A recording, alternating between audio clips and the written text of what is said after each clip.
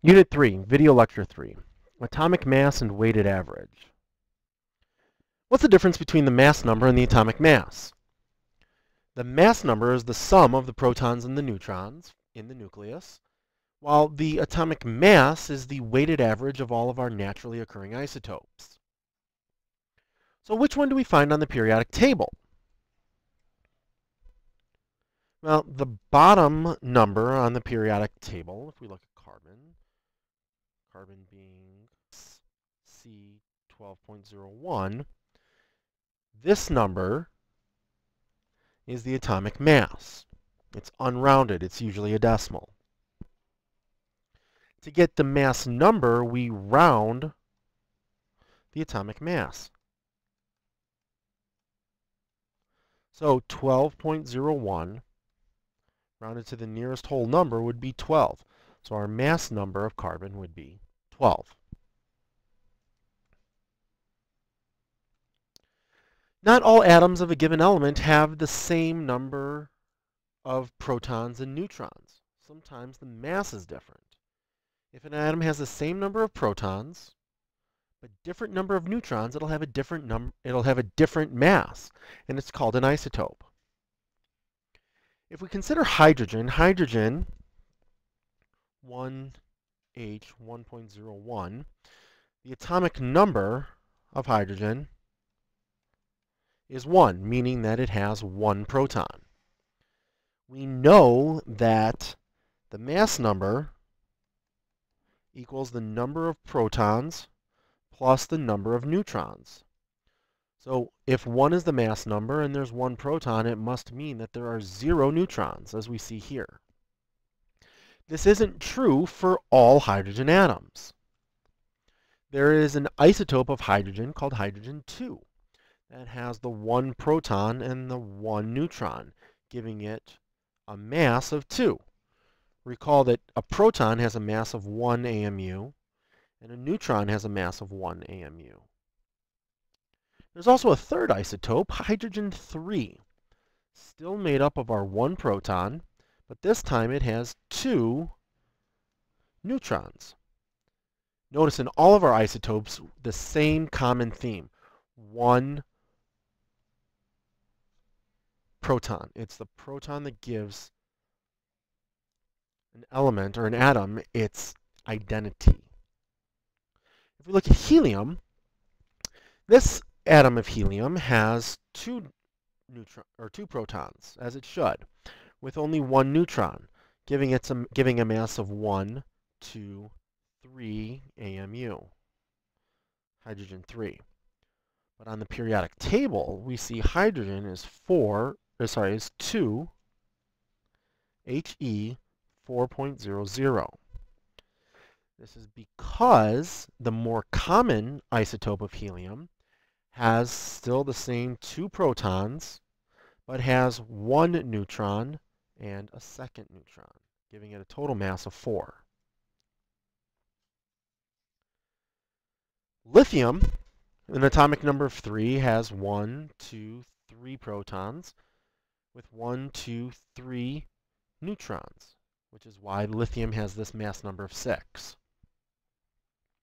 An isotope of lithium is lithium-7. Still the same 3 protons, the 3 red circles, but in this case 1, 2, 3, 4 neutrons. Carbon-12, has the same number of protons, 1, 2, 3, 4, 5, 6, and 1, 2, 3, 4, 5, 6 neutrons. This is different from carbon-14. We still see the same 1, 2, 3, 4, 5, 6 protons, but now we have 1, 2, 3, 4, 5, 6, 7, 8 neutrons.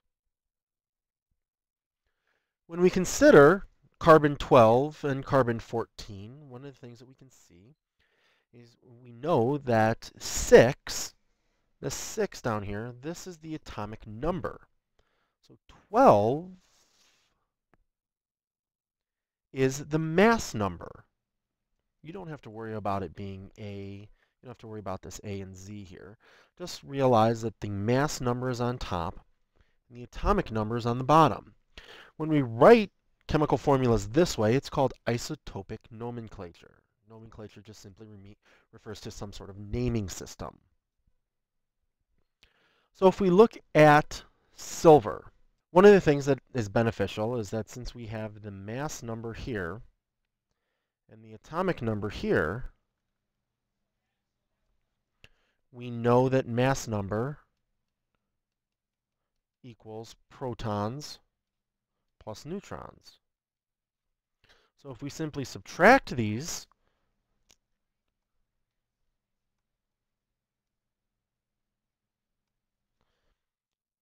we can easily calculate the number of neutrons in this isotope and the number of neutrons in this isotope. So let's practice.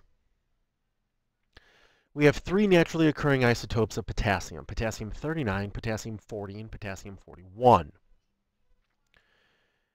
Since we're dealing with potassium, we know that the number of protons is equal to the atomic number. The atomic number of potassium is 19. Since these are neutral atoms, we can also assume that they're the same number of electrons, 19. So to figure out the number of neutrons, we take the mass number, 39, 40, and 41, and subtract the number of protons. So for potassium-39, there are 20 neutrons. For potassium-40, there would be 21. And for potassium-41, there would be 22 neutrons.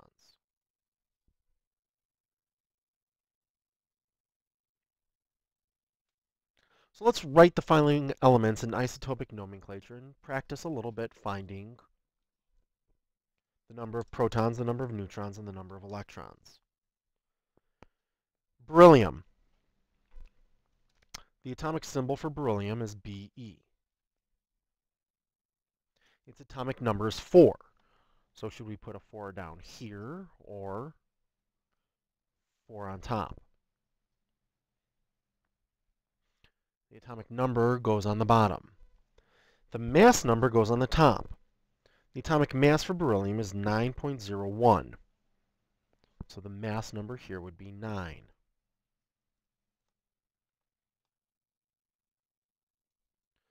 So the number of protons for beryllium would be 4. The number of electrons for beryllium would also be 4. The number of neutrons would be equal to 9 minus 4. So it would be 5. Iron is Fe. The atomic number is 26. And the atomic mass is 55.85. We round this number to the whole number, and we get 56. So iron should look 5626 Fe.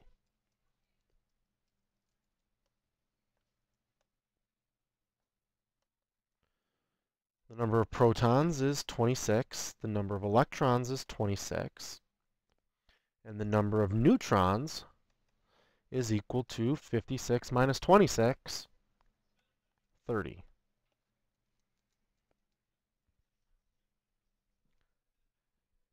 Zinc's atomic number is 30. Its mass number is 65. 30 protons, 30 electrons, 35 neutrons. Finally, oxygen.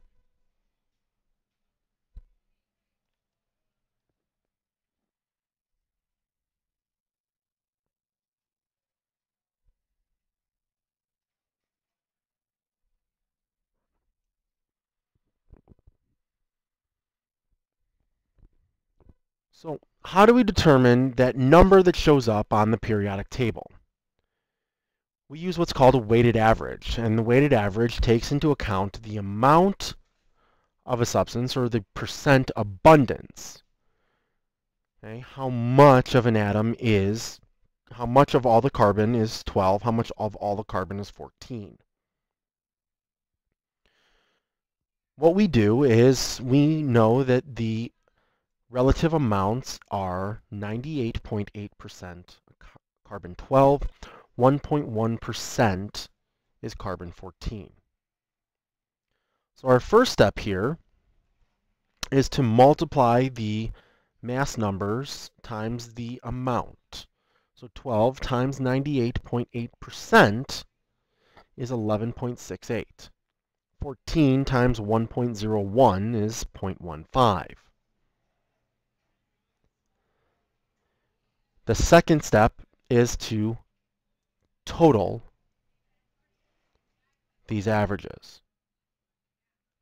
That's how we get this 12.01 that we see show up on the periodic table. So let's look at a couple more.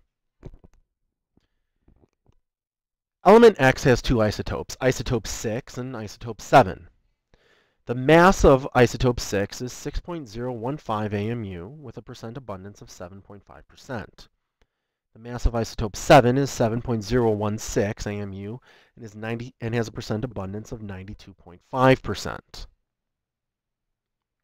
What should we assume our mass to be closer to B?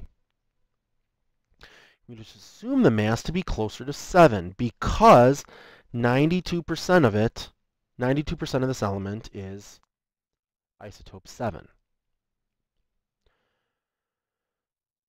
Our first step should be to take the mass of each isotope and multiply it by the percent abundance. So for isotope 6, we take our mass, 6.015 times the percent abundance. Now you have two options. One, if you want to use the percent button on your calculator, you can leave this as a percent.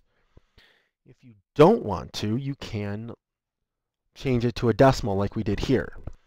Remember that 7.5% is equal to 0.075 as a decimal. So when we take 6.015 times 0.075, we get 0.4511. Isotope 7 has a mass of 7.016. 92.5% is 0.925. Multiplying our mass by our percent abundance, we see that we get 6.490. Our last step here is to sum our two numbers. So we're going to sum 6.490 plus 0.4511, and we get a weighted average of 6.941 AMU. Let's look at one more example.